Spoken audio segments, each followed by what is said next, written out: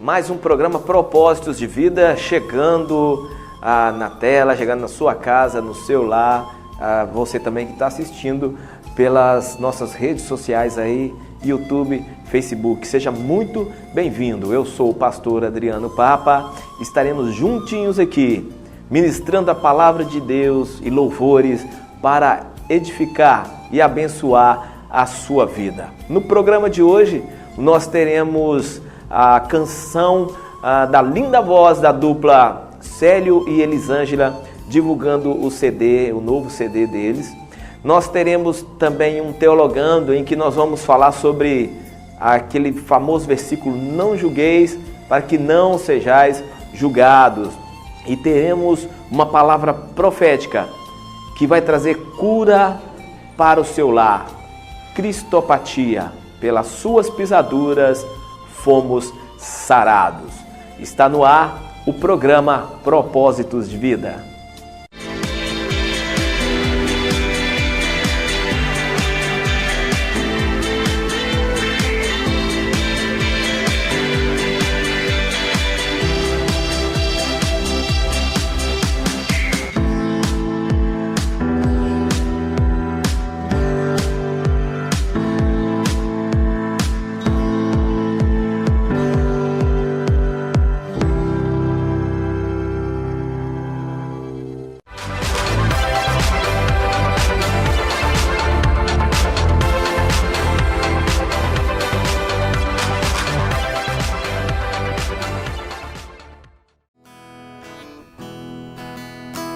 No caminho eu vou prosseguindo a minha jornada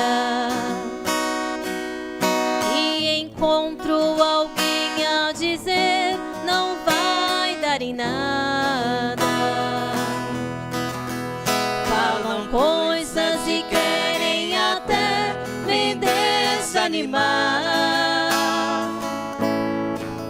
mas eu sei, Deus está na frente e posso confiar. Não pare, vá em frente, porque Deus nos prometeu e conosco está. Não pare, prossiga, porque muito em breve a vitória vamos conquistar. Às vezes podem dizer: não tem saída, mas o crente que ora e chora nunca está só. Deus está sempre a ouvir o seu clamor. Ele vem com o seu poder e nos faz vencedor. Não pare, vá em frente, porque Deus nos prometeu e conosco está. Não pare,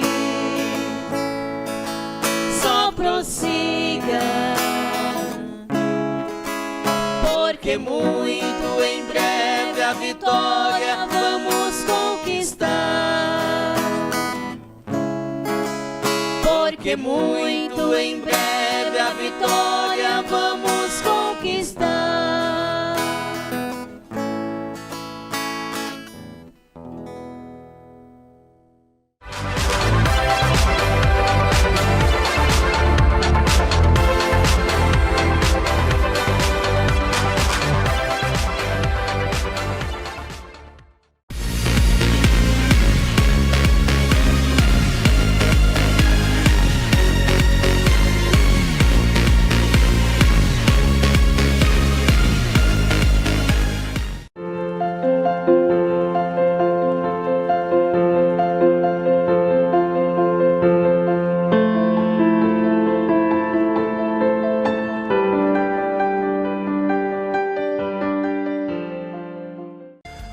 vídeos do programa Propósitos de Vida, eles ficam disponíveis no meu canal do YouTube, o canal Adriano Papa, logo após a exibição aqui na TV Caravelas. E um dos comentários mais comuns que vejo por pessoas que se sentem ofendidas ou sem argumentos bíblicos para as práticas que são refutadas é a seguinte: pastor, não julgueis para que não sejais julgados. Tem ainda outro argumento, pastor, não toqueis no ungido do Senhor. Ai de você por fazer isso. Então, neste Teologando, eu quero falar sobre essa frase: não julgueis para que não sejais julgados. E eu quero, meu irmão, minha irmã que está assistindo este programa, eu quero que você saiba que eu não tenho nada contra a sua pessoa ou contra uma determinada classe ou uma determinada denominação. Mas como pregador da palavra de Deus, eu não posso deixar de denunciar aquele ensinamento que é totalmente contrário ao que a Bíblia ensina. Muitas vezes é um trabalho difícil, pois irá mexer com estruturas plantadas na mente e que se tornam e transformam em fortalezas. Mas observe, ouça o que a Bíblia tem a dizer. Em Mateus capítulo 7, do versículo 1 e 2, Jesus diz assim: não julgueis para que não sejais julgados, porque com o juízo com que julgardes, sereis julgados, e com a medida com que tiverdes medido, vos hão de medir a vós. Só para colocar mais lenha na fogueira, se interpretássemos a fala de Jesus como uma proibição para julgamento, como que ficariam outros textos, por exemplo, 1 Tessalonicenses capítulo 5, versículo 21, em que o apóstolo Paulo fala para julgarmos as doutrinas. Ou então a carta de Paulo, a carta de 1 João, capítulo 4, versículo 1, em que o apóstolo manda julgar os espíritos. Ou também 1 Coríntios, capítulo 14, versículo 29, em que é orientado a julgar as profecias. Então, será que Jesus proibiu o cristão de julgar? Só para entendermos o contexto em que foi proferida esta frase, os escribas e fariseus julgavam falsamente a si mesmos e as outras pessoas e até o próprio Jesus. Esse falso ensinamento, esse falso julgamento trazia a sensação de uma falsa justiça. Por isso Jesus termina este sermão iniciando um pensamento a respeito de não julgar. O primeiro princípio do texto é que o julgamento, ele deve começar por si mesmo.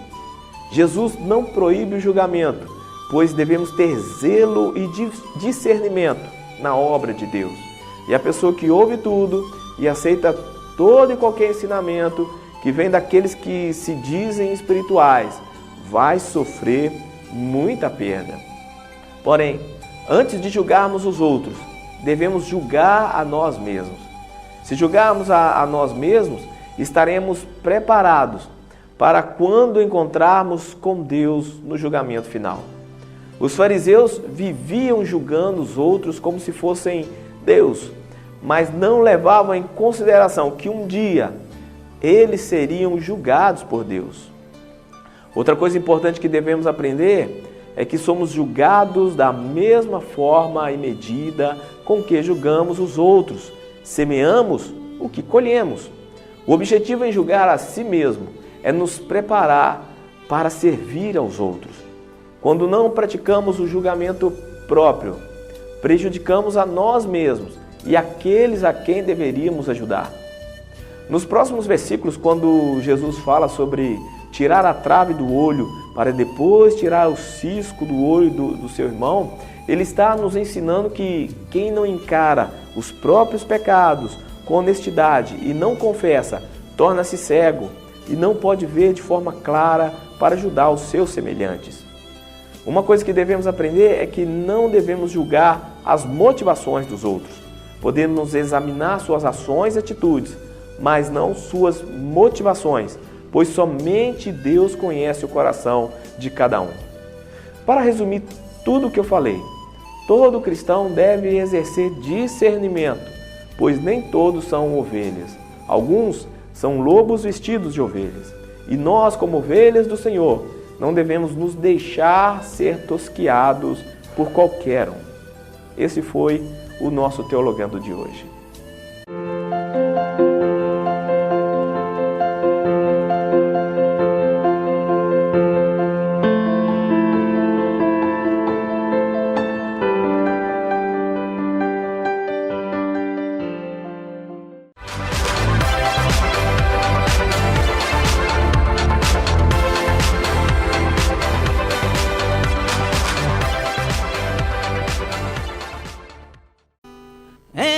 Instante eu pensei que estava sozinho, mas me enganei, as portas se abriram, eu pude ver, Deus agiu por mim. Te louvo, Senhor, te louvo, Senhor.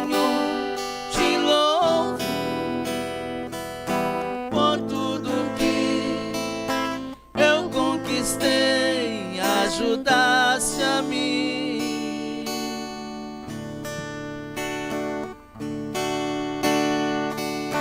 A cada passo que eu dei, tu estavas comigo, me guiando, eu sei.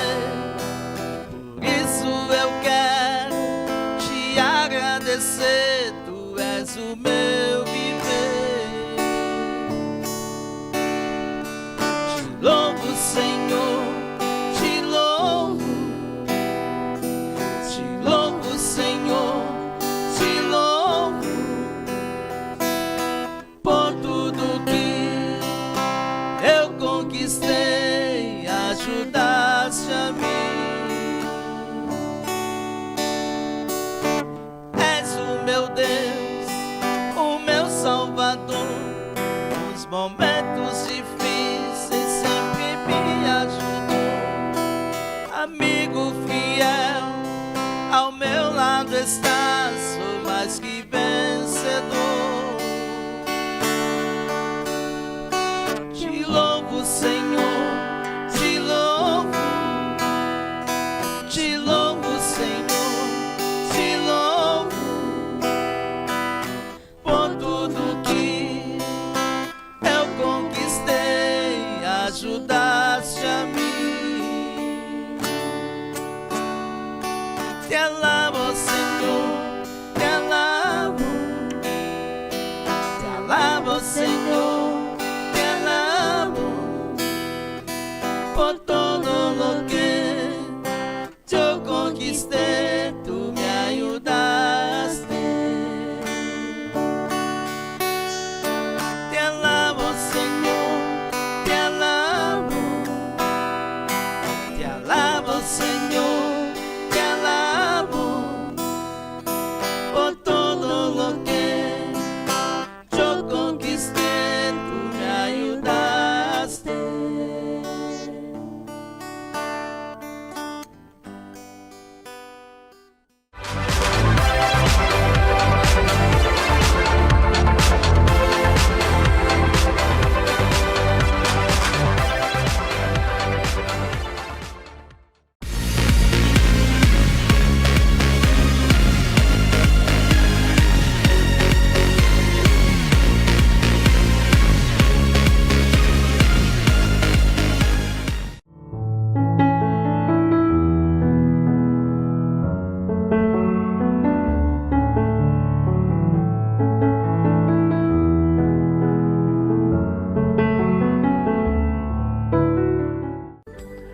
O tema do Palavra Profética de hoje se chama Cristopatia, a cura através de Cristo.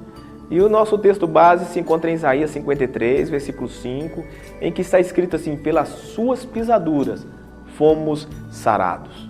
Pense nesse capítulo. A essência do Evangelho está nesses versículos. Quando o nosso assunto nos aproxima da paixão de nosso Senhor, os nossos sentimentos deveriam ser profundamente solenes, a nossa atenção solenemente ardente. Pensem no chicote nas suas costas, pensem na coroa de espinhos, pensem nas bofetadas em seu rosto, pensem na pesada cruz que ele carregou.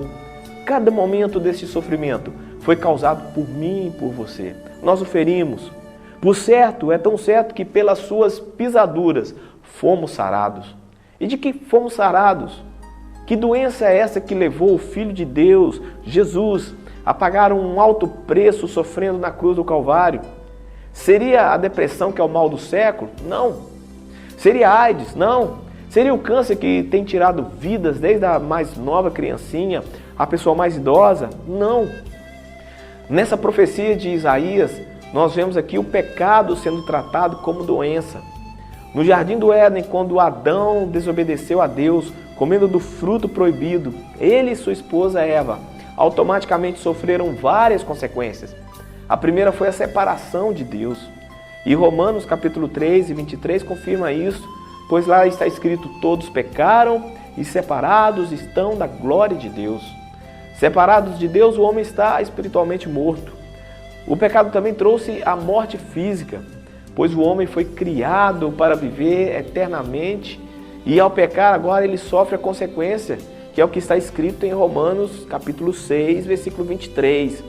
Porque o salário do pecado é a morte. O pecado é muito pior do que uma doença. O pecado tirou a harmonia que existia no planeta. O pecado trouxe as desavenças para dentro das famílias. Prova disso foi quando Caim matou o seu irmão Abel. Como uma doença, o pecado enfraquece a moral e os bons costumes. Adoece o corpo, causa dor, causa vícios, causa rebeldia contra Deus. E como dizia o salmista Davi, em pecado me concebeu minha mãe. O pecado é uma doença hereditária. Já nascemos com uma natureza pecaminosa. Essa doença que nos leva ao túmulo e pode nos afastar de Deus. Nenhum médico humano pode tratar com o pecado. Nenhum médico humano pode tratar com o pecado. E você que está me assistindo, você pode dizer assim: que coisa horrível, pastor. O que nós podemos fazer? O profeta Isaías mostra qual o remédio que Deus providenciou para trazer a cura a essa doença. E o remédio é Jesus, o seu Filho, que foi entregue para padecer na cruz por nós. O remédio está nas pisaduras de Jesus. Olha que interessante, o próprio médico é o remédio. E como um remédio a ser preparado para trazer a cura, ele foi moído, foi pisado, ele sofreu em nosso lugar. E o que acontece quando prendem Jesus e o acusam injustamente? Começa aquela sessão de tortura, zombam dele, batem nele, colocam uma coroa de espinhos sobre a sua cabeça e o sangue desce para o seu rosto, batem com um chicote em suas costas. Depois de tudo isso, põem para carregar a pesada cruz e o penduram nela. E o que Cristo faz? O nosso meigo Senhor ora por eles. Pai, perdoa-lhes, porque não sabem o que fazem. Pendurado ali na cruz, derramam o seu sangue, e este sangue se torna em remédio para a cura de todos. O soldado perfura o seu coração. Você já ouviu alguma vez alguma história de um médico que sangrasse e a cura, o sangue fosse a cura aos seus pacientes? Você nunca, somente Jesus. Você pode pensar assim: eu vivo uma vida que não tem mais volta para mim. Já fiz muita coisa e não tem salvação para mim. Lembre-se que o remédio que veio dos céus cura todas as enfermidades. E se você acha que não tem salvação para alguém como você, eu te digo que não há salvação como a que Cristo oferece. É Ele, somente Ele, que pode nos salvar, pois o sangue de Cristo nos purifica de todo pecado. O único pecador que não é curado é aquele que não crê que Jesus pode salvar a sua vida. Aquele que, como um paciente doente, nunca aceitou que o médico dos médicos trouxesse remédio à sua alma. Veja como a morte de Cristo foi amarga, mas trouxe doçura para nós. Ele foi rejeitado para que fôssemos aceitos. Ele foi ferido e nós fomos curados. Os espinhos foram dele, mas a coroa é nossa. A morte foi dele, mas a vida é nossa. O preço quem pagou foi ele, mas o resgate é nosso. O sangue de Cristo tem poder para nos salvar mais do que essa doença chamada pecado tem poder para nos destruir. Creia no Senhor Jesus e a sua salvação será realizada. Aceite essa salvação. Ore ao Senhor pela cirurgia dos céus. Creia, arrependa-se. Esses são os primeiros sintomas de uma cura. Pelas pisaduras de Jesus fomos sarados, e somente por elas. Este é o remédio de Deus. E o que acontece quando fazemos uso desse remédio da parte do Senhor? A nossa consciência é curada do seu sofrimento, o nosso coração é curado do seu amor pelo pecado, e passamos a odiar o pecado, passamos a odiar o mal que colocou o nosso Mestre na cruz do Calvário. A nossa vida é restaurada da rebeldia, a gente se torna uma pessoa zelosa de boas obras. Se você foi curado, então viva como uma pessoa curada. Não vá em lugares que vão deixar você doente novamente. Não vá praticar coisas que irão te deixar doente de novo. Você que vive desse remédio santo que o Senhor Jesus, que é o Senhor Jesus, fale bem dele. Conte a outras pessoas que você encontrou um Salvador. Conte a outras pessoas que o Cristo que foi crucificado na cruz trouxe paz ao seu coração, trouxe graça e salvação à sua vida agora e na eternidade, pois Ele é o médico dos médicos. Ele é capaz de sarar a mente da cegueira. Ele é capaz de sarar o coração da sua dureza espiritual. Ele joga no mar do esquecimento as memórias acusadoras de nossos deslizes. Então, quando percebemos que, quando não temos Jesus, estamos doentes espiritualmente e reconhecemos nele o remédio e o médico, a nossa vida é transformada. Pois Cristo salva, cura, transforma a história do ser humano e o conduz aos céus. Receba essa palavra em nome de Jesus.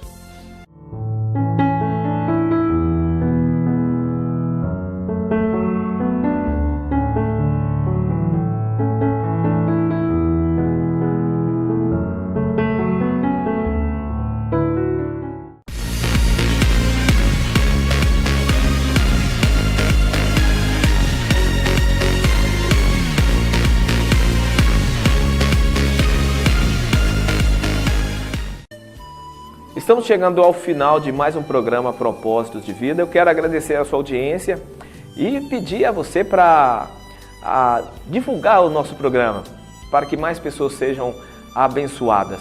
Toda quinta-feira às 22 horas, você que se encontra na cidade de Ipatinga, você pode assistir no canal 6 da NET, na TV Caravelas, o programa Propósitos de Vida. Você também pode ver o programa quantas vezes você quiser na página do YouTube. É só você se inscrever, a página Adriano Papa. E no Facebook, curtir a nossa página Propósitos de Vida. A gente está sempre postando ali vídeos, bastidores do programa e mensagens para que você tenha uma semana abençoada. Divulgue aí essa boa rede para que alcancemos mais pessoas com a evangelização da Palavra de Deus. E nós aguardamos você para assistir o nosso próximo programa, na próxima semana, se o Senhor assim permitir. A todos vocês, que o Senhor te abençoe e te guarde, que o Senhor resplandeça o seu rosto sobre ti e te dê uma semana de muita paz.